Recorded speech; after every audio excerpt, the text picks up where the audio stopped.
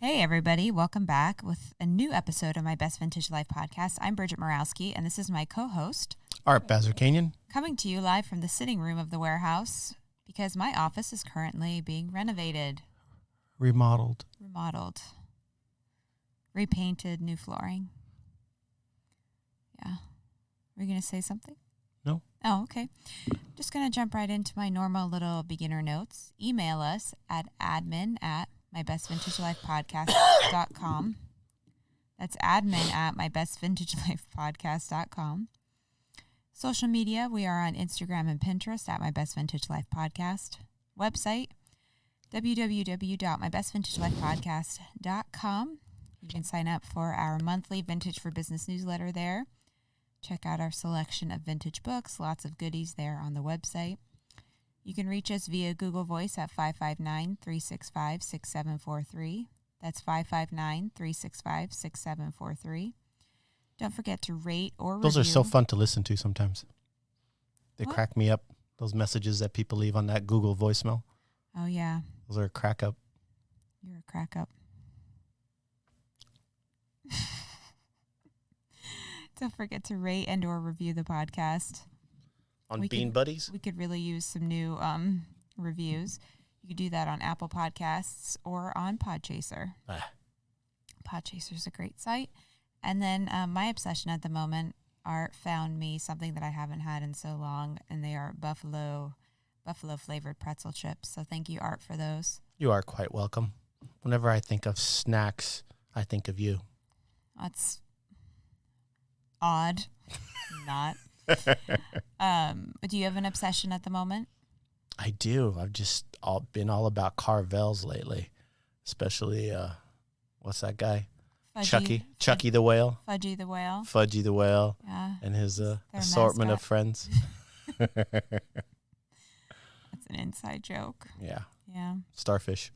Starfish. Yeah.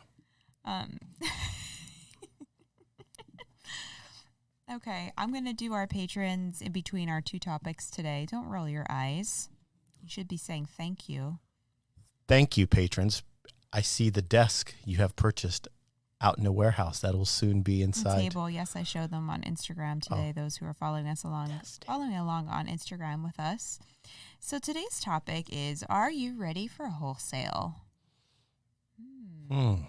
Are you ready to buy wholesale vintage clothing? Well, Deep thoughts. sometimes people don't ask this question outright, but sometimes their questions lead me to believe they either are or they aren't. You know what I mean? Actually, most of the time, I feel like if I have to question it, they aren't ready. Because Well, I correct. think, Yeah, but like nobody ever really comes out and, asks that exact question. And sometimes it might be they're nervous, they're scared, they're embarrassed. So I thought we could kind of maybe talk about some red flags sure, that would lead that'll be helpful. Yeah. I know a lot of the questions I get sometimes are about, you think I'm ready to open up my own brick and mortar? But we could talk about that later. Okay. Yeah. Yeah. So, one of the first red flags to me these red flags point to no, comma, you probably aren't ready to buy wholesale vintage clothing. And that's nothing to be embarrassed about. I'll say that before we even start. I never bought wholesale when I was selling vintage let's clothing. define what you mean by wholesale. I mean, going to a place of business that curates things and buying at a elevated price point as opposed to doing the yard sale and the thrift store thing. Yes. That's what you mean by wholesale. Correct. Okay. Yeah. So like buying from us. Us or other Correct. potential Yeah. places of worship. Vintage worship. Yeah. So my first red flag is if you're concerned about our minimum. Now, our minimum is $1,000 United States dollars, USD. So I do get people, who say they're concerned about the minimum, or they come here and they're like, taking away things like we might total up their order and it's like $1,045, for example. And they're like figuring out, you've seen people do that. They're like, okay, I need to get it like just around 1,000. So in my opinion, if that's where you are financially, I personally don't think you're quite ready yet. What do you think about that? I look at it two ways. It's good to have a budget because you know your finances. But if the idea of $1,000 frightens you, then you're best served, getting the most bang for your buck.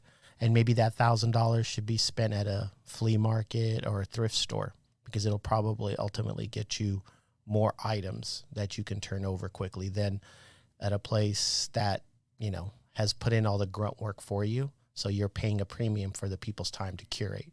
So I look at it both ways. It's good to have a budget, but it's also, your budget shouldn't be that low. And based on your budget is where you should shop. Yeah. It's great to have I don't get budget. offended by it. No, not at all. And budgeting in general is a great life skill that I don't even know if they teach it anymore at school. No, they took it out. Yeah. So knowing how to budget your money and your time are great things. Okay, so my next red flag would be kind of tying in with the minimum. If you're concerned about price per piece, and I think that goes into what Art was just saying, you can buy things at a thrift store per piece cheaper than what you could here. And that's mostly because we have things curated for you. And also at the same time, it's like, do you need 10 of something, or are you happy getting one of that item? At a thrift store, the chances of you getting duplicates of things is very far and few in between. Yeah, so you might get one item cheap, but you could come here and get 10 of it. Yeah, so you have to also put a value for your time of shopping too. Yeah, because, if you are at a thrift store and, you never really know what you're going to get. Right, no guarantees. That is a loss of your time. It's gas money. It's wear and tear on your car. It's time away from work. Maybe you take days off to do it. Maybe time away on the weekends from your family, friends, whatever. Like Art said, you have to put a value on your time. Just something to think about. Okay, another red flag. You have no idea how much inventory you need. What do you think about that one, Art? That goes along the lines of also knowing who your customers are and what your turnover rate is. Like, how fast are you moving through your inventory? Or are you stockpiling for a big sale? So a lot of it has to do with what your plans are, what your intent is with the items. If you are saving up to open up a store and it's going to take you 6 months to build up an inventory, okay, I get it. But if you're just buying things and have no clue when the next flea is, when the next pop-up is, or the next consignment you're doing, then, maybe pump the brakes a little bit, get that vision and understand where you're going to be selling and see how that goes. And then that'll kind of tell you what kind of flow you need to back you up. Yeah. I personally don't think it's a good idea to come here and just, have absolutely no mental picture of what you need. 100%. Yeah. Or what your needs are. I mean, if you're a shop owner, you know what your needs are most of the time. But this place can be overwhelming. So that's why I like to help people kind of like, hey, what do you sell? What's moving for you? It's not to be nosy. It's to help guide you. You aren't sure who your customer is yet. I think that's another red flag. Yeah. Are you at a pop-up? Is it a flea? Is it brick and mortar? Is it, are you selling on Etsy? Are you selling on eBay? Not only that, but are you selling to, I'm talking about aesthetics too, you don't even know, does your customer like denim? Do they like military? Do they like t-shirts? Do they like more feminine pieces? Do they like leather jackets? It's, I personally would recommend testing using other sourcing methods first. And then once you figure out these are my 5 to 10, maybe even 15 core items, then that's a good time to start buying them in bulk instead of putting in a big investment without ever testing them first. I agree. It's kind of like when Bapu opened up that Pakistani restaurant without test marketing and it didn't do so well. Babu. On Seinfeld. Yeah. Yeah. Yeah, because he had a little bit of everything. Yeah, and people like that. Pakistani food. Exactly. Why don't you open up a Pakistani restaurant? Right, because I think Elaine gets fettuccine or something. Yeah. Sorry, didn't mean to go off topic, but that's what it kind of reminds me of. It's why change to do something when something else has been working so well? Correct. Know your test market. And then my last red flag is, you can't carve time out for a sourcing trip. So if the idea of taking 2 or 3 days off of work, away from your kids, away from your other priorities in your life is so overwhelming and stressful to you, or even a day, then, you might need to stick to local things or things that are more easy for you geographically and not so stressful in terms of travel and planning. What do you think about that?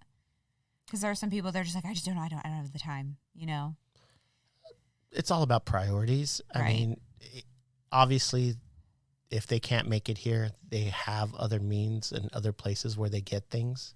So, to me, it is what it is. You make the effort, you'll succeed. If you don't, you won't. Yeah. Yeah. And some people just don't have interest in really kind of making things work. You meet all sorts of people like that all throughout your life where they could make it work, but they got the mental breaks. Yeah, there's like that mental block there. Yeah. So, any red flags that you would like to add? Red flag. Yeah, I mean, I think you covered them perfectly, and hopefully I expanded on them. No. No, because you said you wanted to talk about something later on, and I didn't know. I can't remember what it was. Did I skip it? No, we covered it all. No? Okay. All right. So going now into our patrons, we have 3 new patrons. Wow. Hello. And they each have a question for Art. So. What? Yeah. Get ready. Okay. All right. Our first patron is someone that I've known almost my entire life since preschool. Seriously? Yeah. Wow. Yeah. Someone who I know from my not my former life, my former state. I told you she's an alien. Okay. So her name is Corinne. And she's a really cool little concept going on eBay. And her Instagram handle is at Corinne. So I'll spell it out for you. It's CORRINGROHOL. That's at Corinne Grohol. And don't you laugh. Apologize. I'm not laughing. You laughed. No, I thought I spelled something differently. I actually asked her how to pronounce her name because I didn't think I would do it right. Grohl? Like Grolsch? No, Grohol. Don't laugh. I'm not. Corinne has a good sense of humor, thank God. I'm not laughing. Oh, I'm sorry, Corinne. Anyways, she has an eBay store. What are you making faces at me? Sorry. No, her eBay store is super cute. Okay, so it's FIVE, the number 2. 5-2. And then the word 25. So her eBay store, all items are $5 to $25. It's clever. Yeah, and she does really great photography, nice, not colorful, but like natural light photos, and has a very, books, home decor, tchotchkes, all sorts of things. And she does really well with it.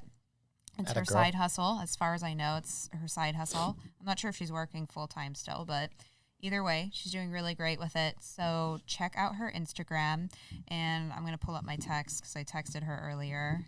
She has a question for you. Okay. Okay. So she wants your opinion on Etsy versus eBay for selling vintage. So let's say for clothing. If you were forced, as Arcanian, were forced to open up a shop, would you go back to eBay or would you try Etsy? And she said she remembers hearing on a podcast episode when you talked about you and Rafi selling on eBay a long time ago. Well, thank you for remembering. Yeah, we actually bought and sold on eBay back in 1996, 97, 98. I even had all my Rose Bowl leftovers. I had a team here in Fresno that would, about 6 of us, and they would list, take pictures. We would upload photos using InkFrog, and it would take 2 minutes a picture, and then editing, and this was with a dial-up modem. So times have changed, but eBay's bullshit policies have not. They still do not respect vendors. They treat the vendors like crap. Buyers have ultimate power, and you never want to be in a position where you're like that. Okay? So I have that problem, and anybody I talk to who works on eBay, they deal with it. It's almost like extortion. The fees are outrageous now, anywhere between 18 to 25% by the time you're done selling something. So if you sold it for $100, you're probably going to keep anywhere from 76 to $82 if you're lucky. That's crazy. Yeah. So Etsy, I've heard great things about it. I think Etsy is more craft specific. Depop is also good. No, Etsy was started more as a craft handmade site, but Right. I do think that in terms of vintage clothing, it is heavily saturated. Also with the home goods as well, but she was asking about clothing specifically. I've had 2 Etsy stores in my lifetime, and I didn't have any issues with Etsy at the time.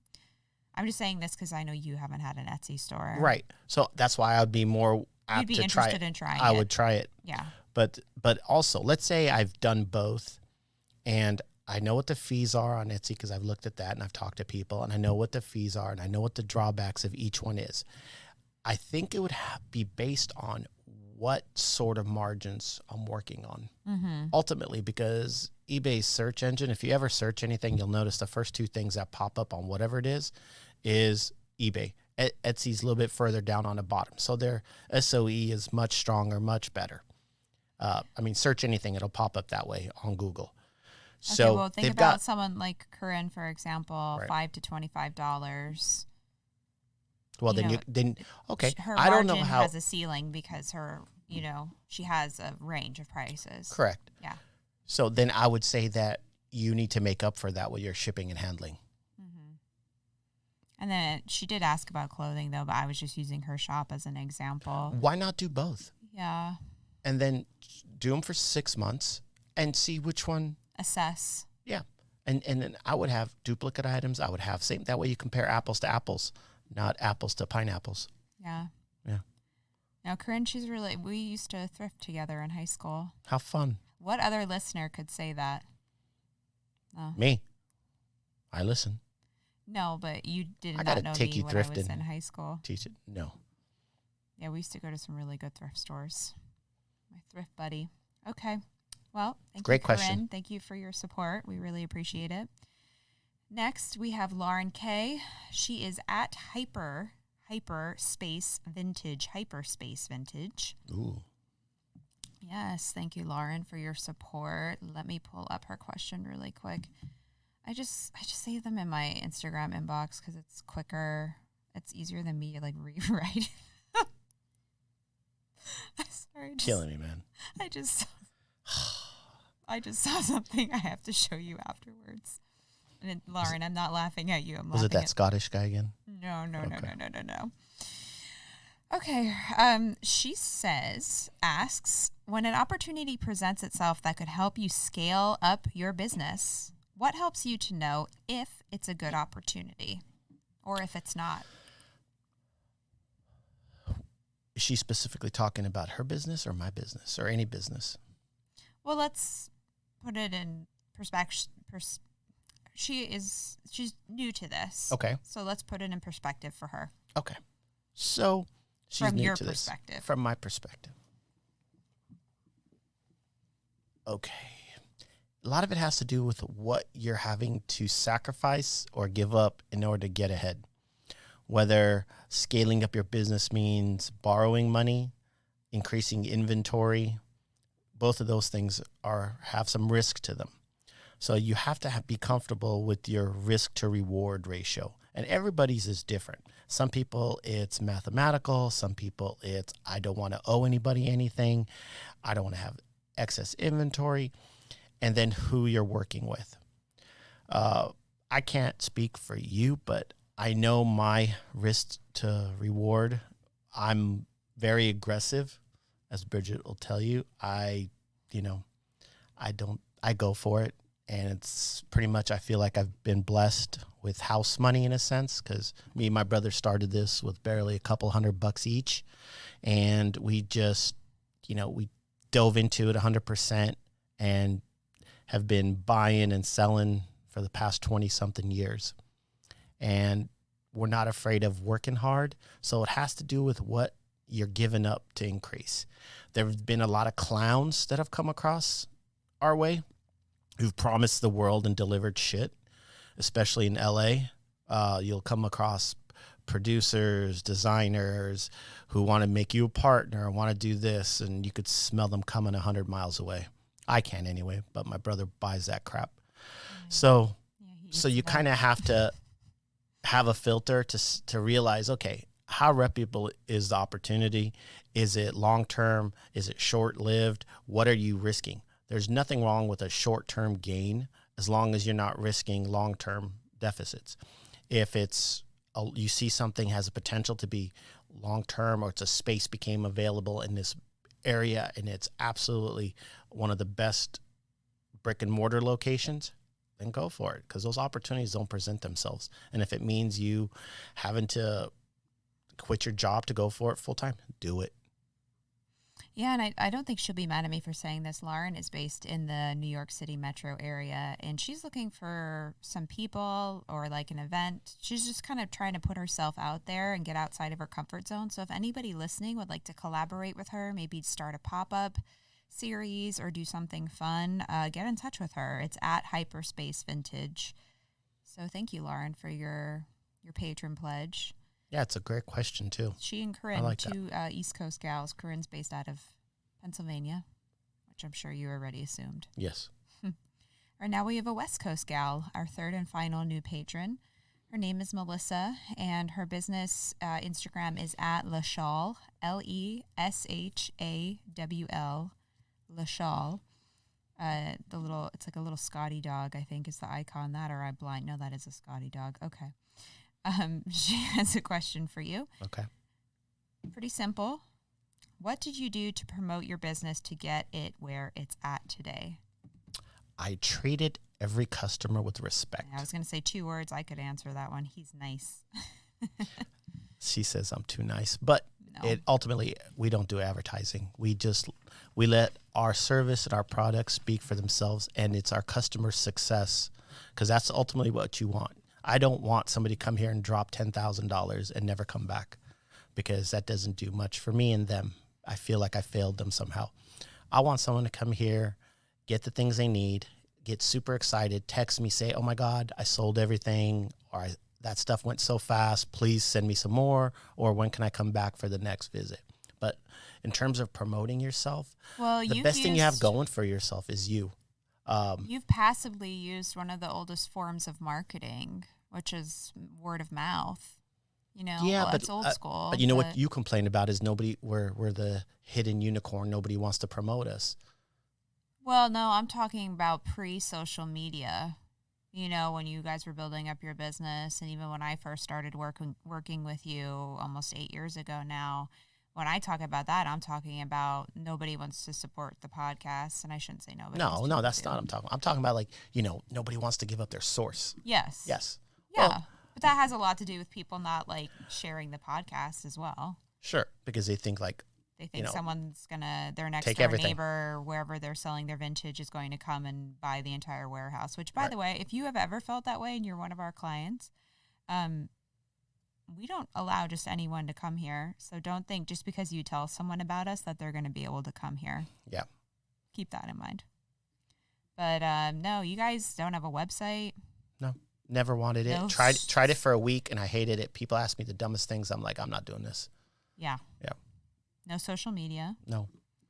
So really, you guys, I think, built up your business during a time prior to all of that using just good moral and ethical standards. Yeah. There's not a single person that we've, done dirty or can say something bad, except this one Japanese guy I threw up against a truck because he asked for a discount too many times, but that's a different story. Yeah. I bought him a beer later. We're friends now. Oh. I think maybe what you're trying to sum up is just, be your best self. Yeah, be your best self and then be genuine. And now that you have social media, be real on it. Yeah. Yeah. And I talked to her about that during our mentor session. Okay, so when people would meet me at the warehouse or they would meet me at the Rose Bowl, they knew what they were getting regardless. There wasn't like, oh, he's so nice at the pop-up, but man, when you get to his warehouse, he's a jerk. Just be consistent. I think that's a big thing. And it's like one of my big pet peeves when I go buy stuff as well is sometimes there isn't consistency because I'll go buy something and the next time I go, things have changed and I'm like, what happened? Just because I came back, that bugs me. So I've tried to stay consistent, whether it's pricing, attitude, you know what I mean? Yeah. Okay. So if you want to support the podcast, I do not have any $20 spots left anymore. The 5 mentor spots have been filled, and unfortunately I can't do any more than that at this point in time. So if anybody drops out of the program, I will let some people know that reached out to me that they were interested. Kind of have a little wait list going on. But there are $2 and $5 support levels that you could participate in if you're looking to financially support the podcast. I posted some videos this morning on Instagram, just kind of telling you what I've been using the money for, renovating. There are things that I still need to buy for the new office. I have a long list of things. So any money that you contribute, I will be putting toward that. It's nice to have some help because when I first started the podcast, Art helped me a little bit financially, but I bought a lot of the stuff myself, a lot of the technical stuff. So it's nice to have help. I really appreciate it. And it'll just make the podcast better for everyone in the long run. So if you'd like to support us, feel free to do so. patron.podbean.com/mybestvintagelifepodcast. And if you don't feel like typing all that out, just do Podbean, Patron, My Best Vintage Life Podcast on Google, and it'll come up.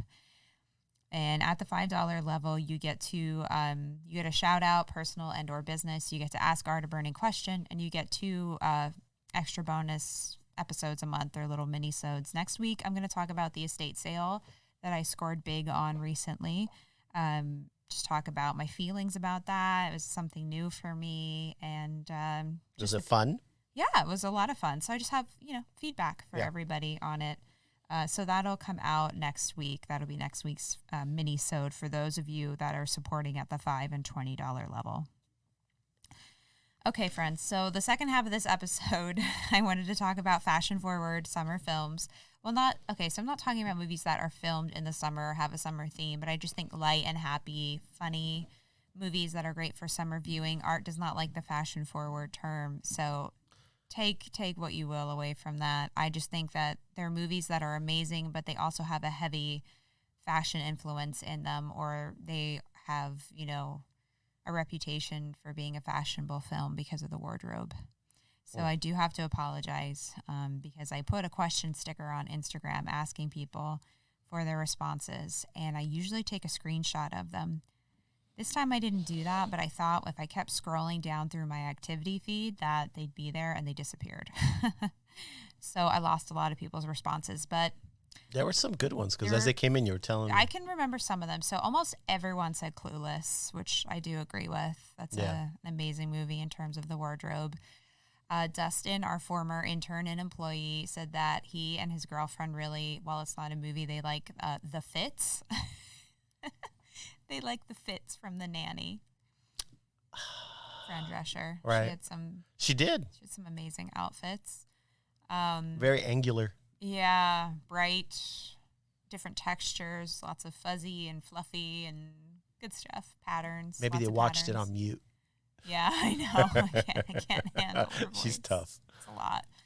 And Tiffany sent me, she must have sent me like 10. The one that sticks out to me is Hannah and Her Sisters, which it's hard for me to watch Woody Allen movies now after watching Allen versus Farrow on, was that HBO Max? Yeah, that was a great documentary. And I do think he did what they say he did, which makes it really hard to watch those movies. But Hannah and Her Sisters is probably one of my favorite Woody Allen movies, and the fashion, not only the fashion in it, but the set design and the interiors, and all of his movies are pretty great. Same with like Annie Hall, Manhattan Murder Mystery, Diane Keaton style.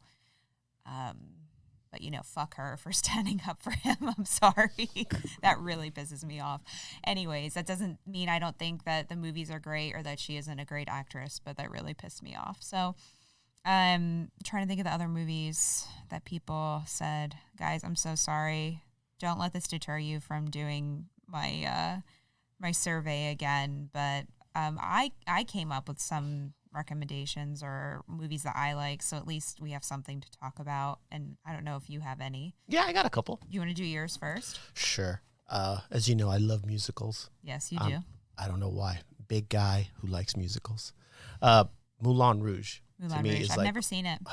The colors, the visuals are unbelievable. And the Bohemians, it's set in Paris, late 1890s, I think. And Nicole Kidman and what's his name? Obi-Wan. He's in Star Wars, the new Star Wars. I haven't seen Oh, man.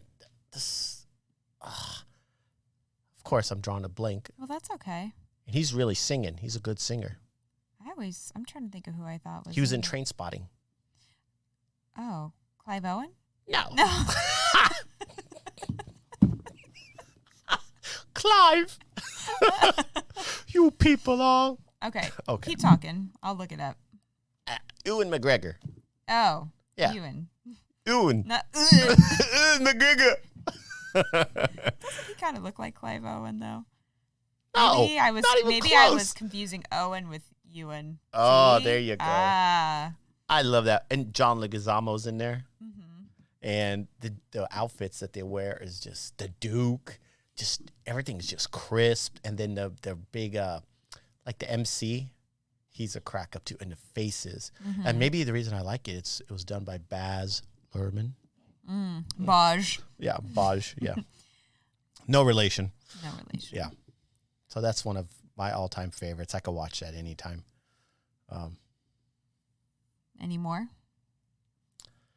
No, I'll do mine, and if anything pops into your head, I have 5. So this is kind of an offbeat movie, more of an indie movie, but it's called The Day Trippers, and it's a holiday movie, but I thought it's July. Oh, I've seen that. Christmas in July, maybe. I think it's based in between Thanksgiving and Christmas, like the day after Thanksgiving. But Parker Posey's in it, and frankly, any movie that she's in, I love her style in the movies. But her sister in the movie has really good style. The boots, the long boots. Remember, she's phrasing. Oh she's yeah, wearing right. Because she wears a real short mini skirt, and Liev Schreiber's in it. He's amazing. He's so funny. And Anne Mira, who is Steve's mom on Sex and the City. She's the mom in this movie. And it's really good. They're a Long Island family. They go into New York City. I won't say for what, but Stanley Tucci is in it as well. So check out The Day Trippers. The Birdcage, I mean, come on. You can't take that. That's like one of my favorites too. I mean, it's just so good. Yeah. On so many levels. It's just like Florida extravagance, and then you have people in drag, and you have Callista Flockhart, who is like Preppy Patty, in her Exeter sweatshirt, and it's just I don't know, it's a and what's her name, Christine Baranski, and she's just so good, you know, like she has legs for days in her little pantsuit or her little skirt suit that she wears, and aesthetically, it's just the set. Well, even is Nathan good. Lane's style. Oh well, yeah, obviously, but and Hank Azaria and the pool on the roof, the little kidney shaped pool on the roof. I love it all. It's so good. See where our body money. Yeah.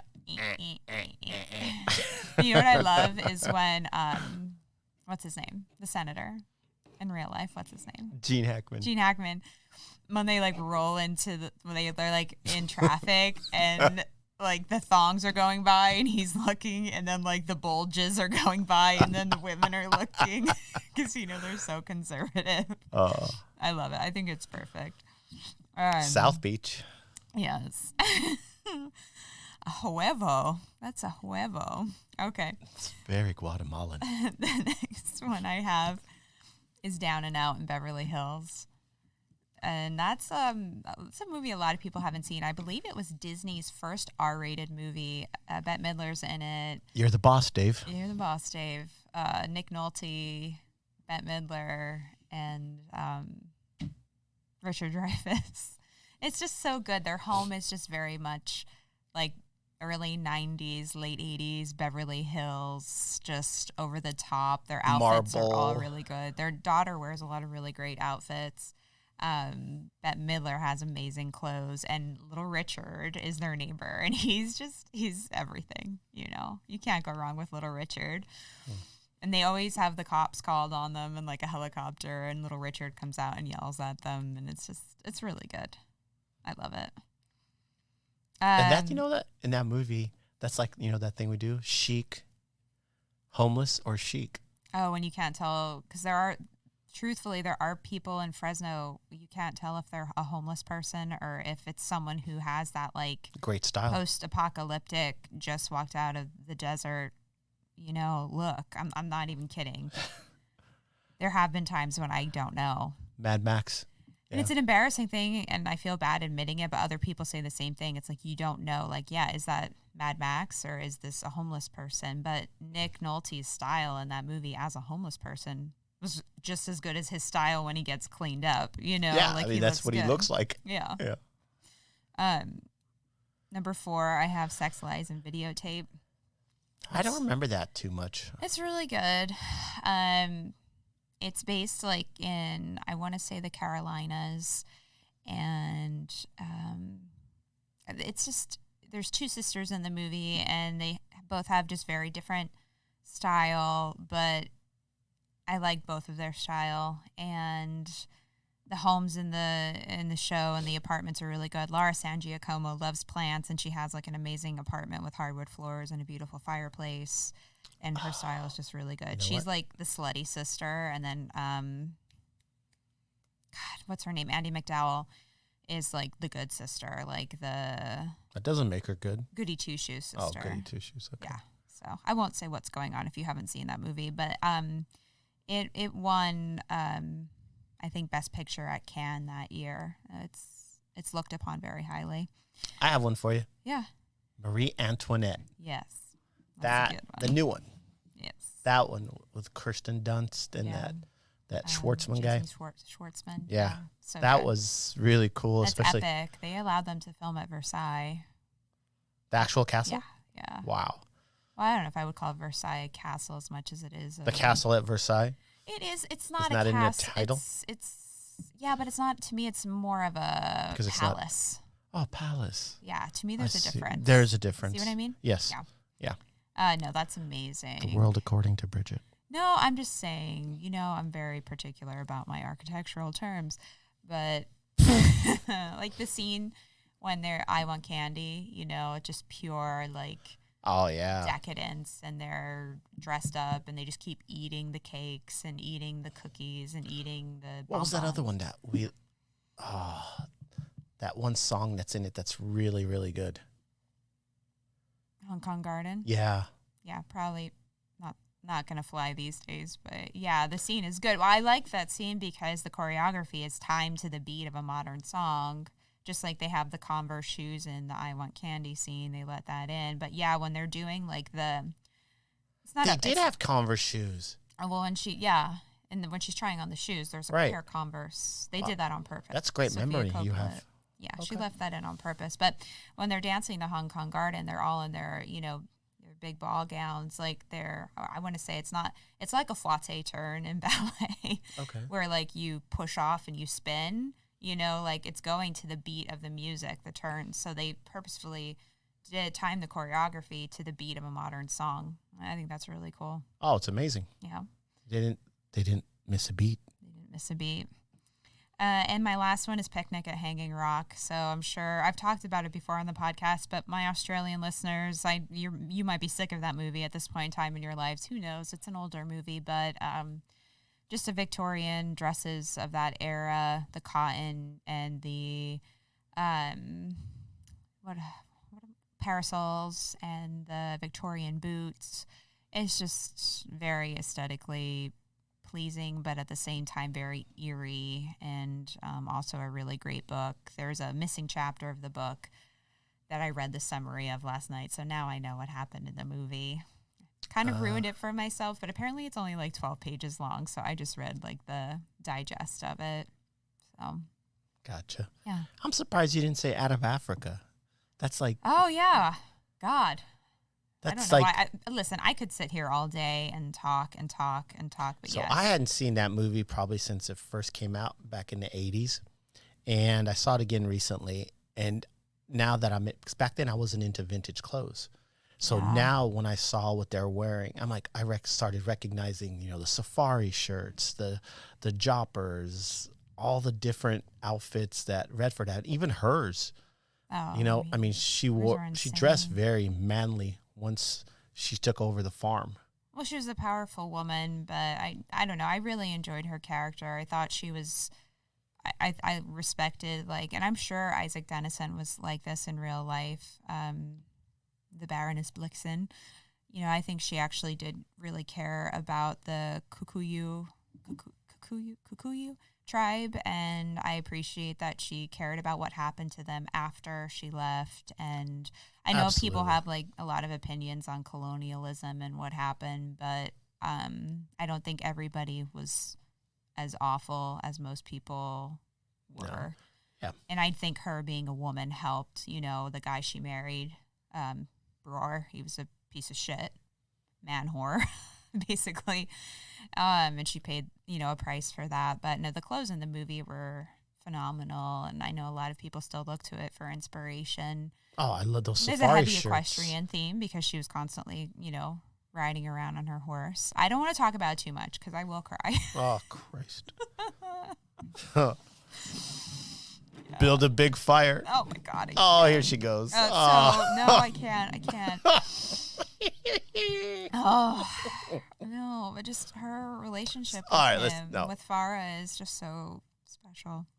What happened to these light movies? Well, you were the one who I didn't have Out of Africa on my list. I have another one. The outfits in Beer Fest. Have you ever seen Beer Fest? Yeah, one time. I don't do titty movies. That's a titty movie. I'm just trying to change it so you don't cry anymore. Okay, I did want to suggest though, if you have Instagram, to check out the Criterion Collection's Instagram, the films that they have on there, because they post a lot of films that I've never even heard of, and I'm pretty well versed in films. So if you're looking for new movies to watch, and if you've seen all the ones I mentioned, or you're just looking to switch things up, they do a lot of different themes. You know, I thought you would have an Eddie Murphy movie. Nope. You told me not to. I did not tell you not to. Nope. I didn't say that. Well, Coming to America was amazing. Yeah. But I love Eddie Murphy. That's art's everything. Yeah. Are there any other movies of his? You mentioned one. You mentioned one that was based in New York City. Oh, Harlem Nights. Yeah. Harlem Nights, yeah. Him and Richard Pryor. Yeah. Della Reese. I'm going to shoot your pinky toe. Gonna shoot it. You shot my damn pinky toe. Richard Pryor. So many people consider him one of the best comics of all time. Do you think he's better than Eddie Murphy? Different. Yeah. Different time. That's the thing. You can't compare. He did a lot of drugs as well, correct? He did, yeah. Eddie Murphy was not so much into drugs. No. He was more like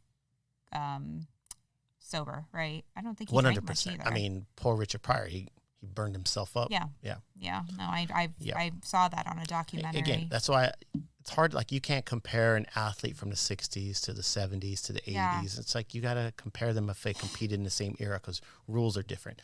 Like, you know, a lot of people think Lenny Bruce, you know, the comedian Lenny Bruce, oh, he's the greatest comic of all time. Well, not my thing. Yeah, people say that about Carlin too. Carlin's different. Yeah. Carlin, I think, is like a Richard Pryor, is where he inspired. I feel like the two juggernauts are like Carlin and Pryor. Yeah. I don't know. And then before that, much better than them. What was that guy's name? I mean, some people think Charlie Chaplin. Different again. Yeah. Yeah, different sort of presence. I mean, think about it, like captivating people without saying a word.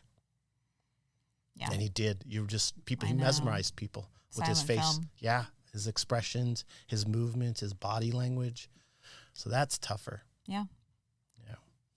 Were you going to say, I thought you were going to say someone else. I think that was a really good. I'm sitting here trying to think. I feel so bad about the movies. Well, remember I was telling you about Blade Runner. That's Blade Runner. I don't know if I've seen that. I've seen it maybe one time and didn't commit it to memory. For the time when it came out, like you're talking 70s, right? Mm-hmm. So early Harrison Ford, but the costumes in it, phenomenal. I can't hear Harrison Ford without hearing Bruno. Oh, yeah. Mr. Harrison Ford. F off. Yeah. No, I see what you mean. He's got a trench coat on, huh? Yeah. Is this it? Oh, no. I guess they remade it. They remade it, yeah. Daryl Hannah. Mm-hmm. Yep.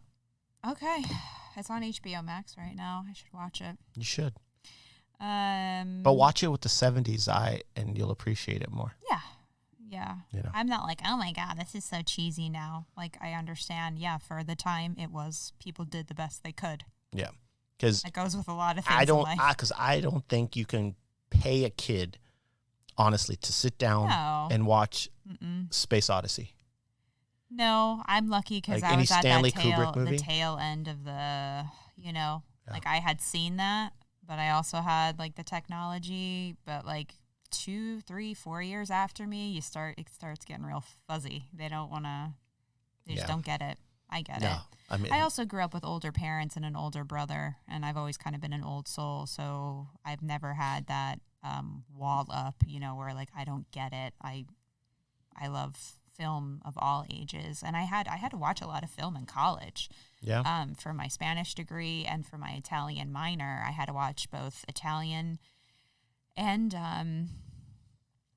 Spanish films. That's a whole, you're talking about cool fashion and cool set design. That's a whole other thing, Yeah, I didn't really watch too much TV growing up. I watched a lot of war movies. I loved anything war movie, cowboy movies. Yeah. That was my thing. And then comedies, Eddie Murphy comedies.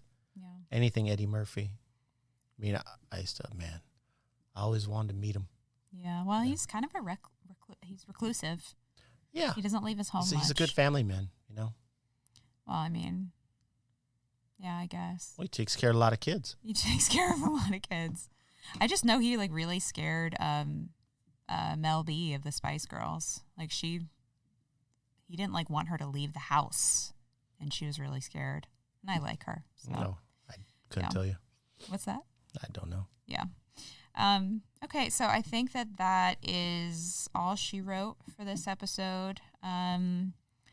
Hopefully the next one, we'll be back in my office at our new table recording. We're looking at each other today. This will be a taste of what our new episodes are like. I know. Heidi. So, friends, in the meantime, feel free to reach out if you need anything. Sponsor us via the Patron page. We would really appreciate it. Rate and review if you can't financially pledge right now. Keep the questions coming, because your questions could be someone else's question. Yeah, and it's helpful. All right. In the meantime, stay safe, stay sane, stay healthy, be kind, and don't be basic. Don't be basic. Bye.